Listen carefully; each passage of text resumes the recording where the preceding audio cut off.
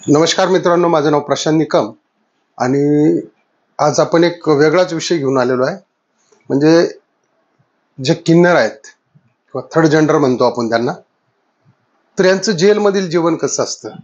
एक तर पहिली गोष्ट, परमेश्वरानेच त्यांच्यावरती अन्याय केलेला असतो आणि त्यात जर त्यांच्या हातून एखादा गुन्हा घडला तर त्याची त्यांना खूप मोठी भयानक शिक्षा मोजावी लागते. तुम्ही थंबनेलवरती पाहिलंच असेल की अक्षरशः भयानक छळ करून मानसिक, लैंगिक शोषण आणि लचके तोडण्याची कामं केली जातात. कारण तिथं कैदी अगोदरच ऑलरेडी एका बॅरेकमध्ये 200च्या आसपास कैदी असतात आणि हा एकटाच जेंडर असतो. तर ते आपण डिटेलमध्येच पाहणार आहोत. परंतु 2014 मध्ये जे नॅशनल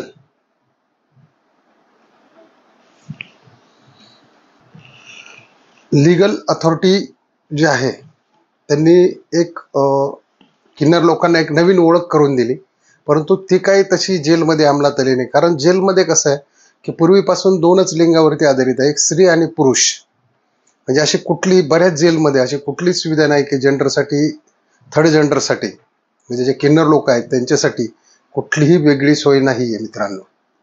त्यातच जर त्यांच्या हातून गुन्हा घडला, आता बघा तुम्ही, हे रेल्वे स्टेशनला भरपूर लोक असतात, हाणमार करतात, अशाच वेळेस म्हणजे सक्तीने पैसे वसूल करतात. अशा वेळेस जर त्यांच्या हातून गुन्हा घडला, म्हणजे तो 307 असेल, मर्डर असेल, 302, 304 असेल, जे काही गुन्हे असतील, तर ज्या वेळेस त्यांची जेलमध्ये एंट्री होते त्यावेळेस मात्र त्या ठिकाणी त्यांना भयानक अडचणी येतात.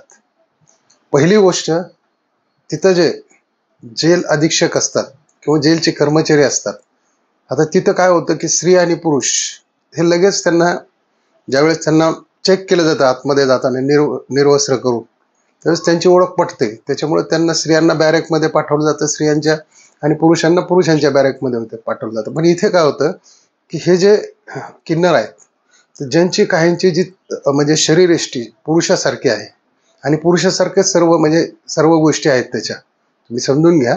आणि दुसरी असते ती स्त्रीसारखं, तिला सर्व रूप असतं, म्हणजे ती स्त्रीसारखी दिसायलाच असते आणि बऱ्यापैकी नाजूक असते. तिचा लिंगभेद पण स्त्रीसारखा असतो.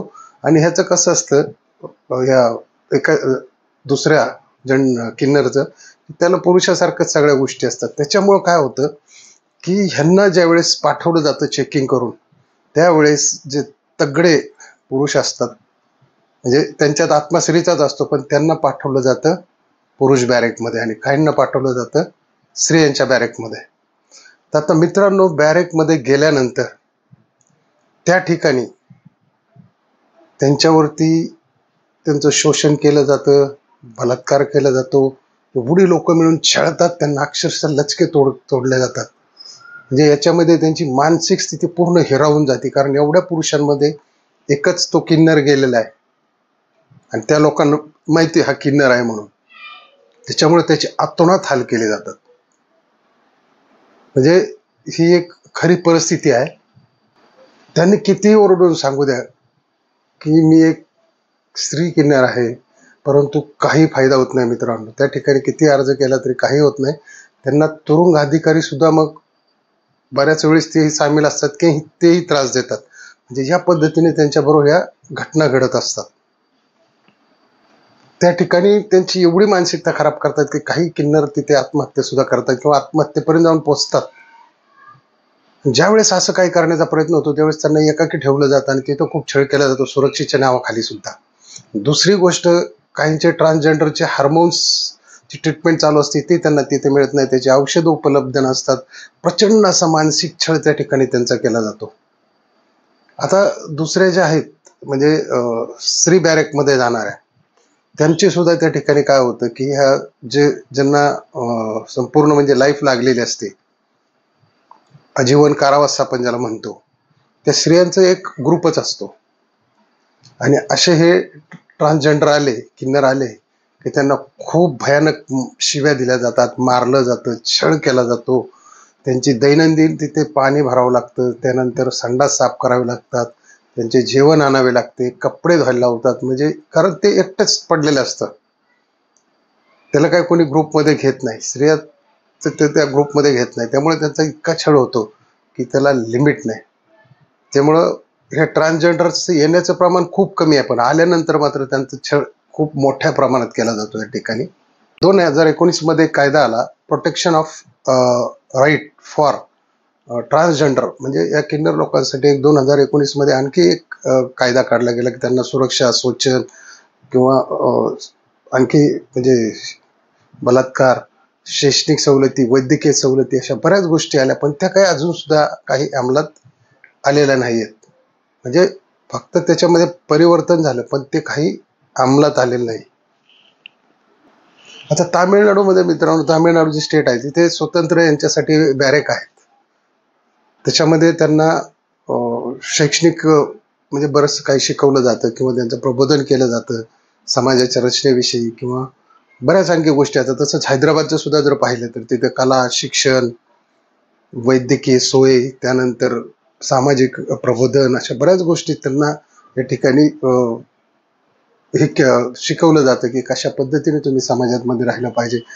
आता मित्रांनो, यात जर या जेलच्या ज्या गोष्टी आहेत ह्याच्यामध्ये जर सुधारणा करायची असेल की जे किन्नर लोक आहेत त्यांना त्रास होऊ नये म्हणून, तर तिथले प्रथम जे जेल अधीक्षक आहेत किंवा जे जेलचे कर्मचारी आहेत की ह्या लोकांनी किंवा ह्या लोकांना आज लिंग प्रशिक्षण देणं गरजेचं आहे की खऱ्या अर्थाने हा जेंडर आहे, म्हणजे ट्रान्सजेंडर आहे किंवा किन्नर आहे.